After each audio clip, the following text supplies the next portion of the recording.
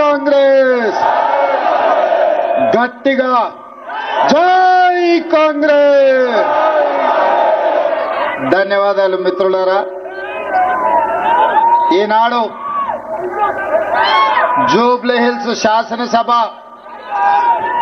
ఉప ఎన్నికల సందర్భంగా శ్రీమతి సోనియా గాంధీ, శ్రీ మల్లికార్జున్ ఖర్గే గారు, మన అభిమాన నాయకుడు శ్రీ రాహుల్ గాంధీ గారు ఈనాడు మీ బిడ్డ, మీ పేదోళ్ళ బిడ్డ, మీ గల్లీలో మీ ముందు తిరిగిన బిడ్డ ఈనాడు పెద్దోడై కాంగ్రెస్ పార్టీ ఆశీర్వాదంతో ఈ ఉప ఎన్నికల్లో నవీన్ యాదవ్ శాసనసభ్యుడిగా ఎన్నికల బరిలో దిగడం జరిగింది. ఈ కార్యక్రమానికి సభాధ్యక్షత వహించిన జిల్లా పార్టీ అధ్యక్షులు, రాజ్యసభ సభ్యులు, యువ మిత్రులు అనిల్ యాదవ్ గారి అధ్యక్షతన, మా పిసిసి అధ్యక్షులు మహేష్ కుమార్ గౌడ్ గారి పర్యవేక్షణలో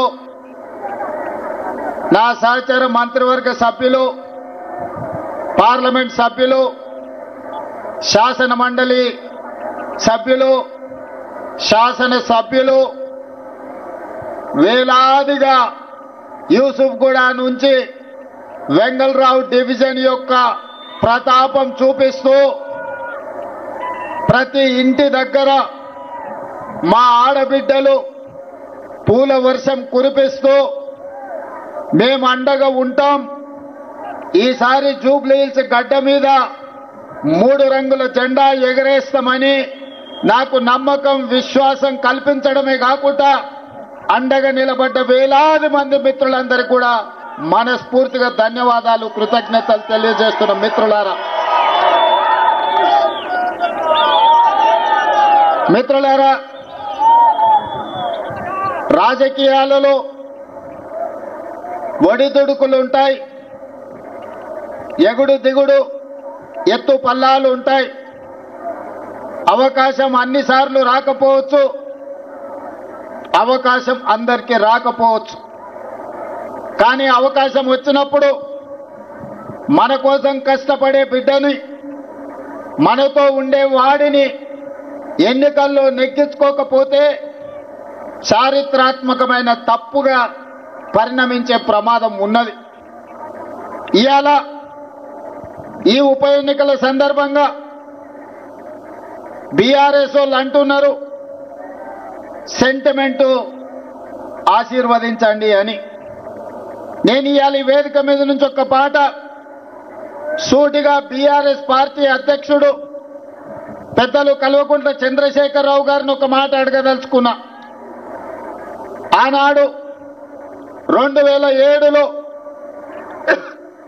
పేదోళ్ళ ఆత్మధైర్యం, పేదోళ్ళ దేవుడు పి జనార్దన్ రెడ్డి ఆనాడు ఈ ఖైరతాబాద్ శాసనసభ నియోజకవర్గం నుంచి ఇక్కడ పోటీ చేసి ఇక్కడి నుంచి పేదోళ్ళ తరఫున ఎన్నోసార్లు ఎన్నికై పేదోళ్ళకు అండగా నిలబడి తండాలలో, గూడాలలో, మారుమూల పల్లెల్లో పేదల హైదరాబాద్కు ఉద్యోగ ఉపాధి కోసం వస్తే వాళ్ళందరికీ అండగా నిలబడ్డ నాయకుడు.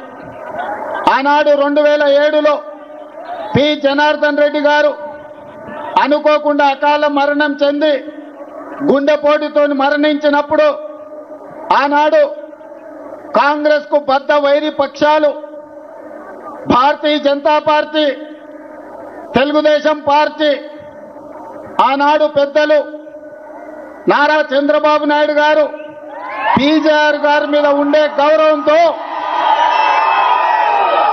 రాజకీయ వైరుధ్యాన్ని, భిన్న రాజకీయ ఎజెండాలను పక్కన పెట్టి పీజేఆర్ ను గౌరవించడానికి ఆనాడు ఏకగ్రీవం చేయడానికి పెద్దలు నారా చంద్రబాబు నాయుడు గారు సహకరించిన మాట వాస్తవం కాదా? మరి ఆనాడు బీజేపీ, బీఆర్ఎస్ పీజేఆర్ కుటుంబానికి అండగా నిలబడి మరణించిన ఉప ఎన్నికల్లో పీజేఆర్ కుటుంబాన్ని ఏకగ్రీవం చేద్దామంటే ఏకగ్రీవం జాంతా నహి, పీజేఆర్ కుటుంబాన్ని గెలవనిచ్చేదే లేదు అని ఆనాడు పేదోళ్ల దేవుడైన పీజేఆర్ కుటుంబం మీద ఎన్నికల బరిలో అభ్యర్థిని నిలబెట్టింది ఈ దరిద్రపు గొట్టు బీఆర్ఎస్ పార్టీ కాదా? దానికి నాయకత్వం వహిస్తున్న కల్వకుంట్ల చంద్రశేఖరరావు కాదా? ఈ దృష్ట సాంప్రదాయానికి ఆనాడు ఉమ్మడి రాష్ట్రంలో ఉన్న ఒక మంచి సాంప్రదాయాన్ని తుంగలో తొక్కి దుష్ట సాంప్రదాయాన్ని తీసుకొచ్చింది బీఆర్ఎస్ పార్టీ నాయకులు కాదా?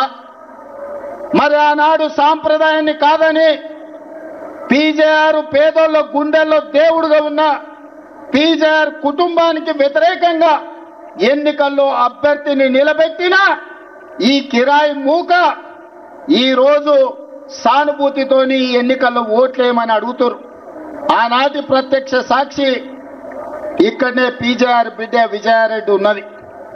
ఆయన కంటే ముందు ఈ హైదరాబాద్ నగరానికి కృష్ణానది జలాలను, గోదావరి జలాలను, ఈ హైదరాబాద్ నగర అభివృద్ధి కోసం, ఈనాడు అక్కడ కట్టిన హైటెక్ సిటీ కోసం సర్వం వడ్డిన పీజేఆర్ మీదనే అభ్యర్థి పెట్టిన మీకు ఈనాడు ఉప ఎన్నికల్లో సానుభూతి ఓట్లు అడిగే హక్కు మీకున్నదా అని నేను అడుగుతున్నా.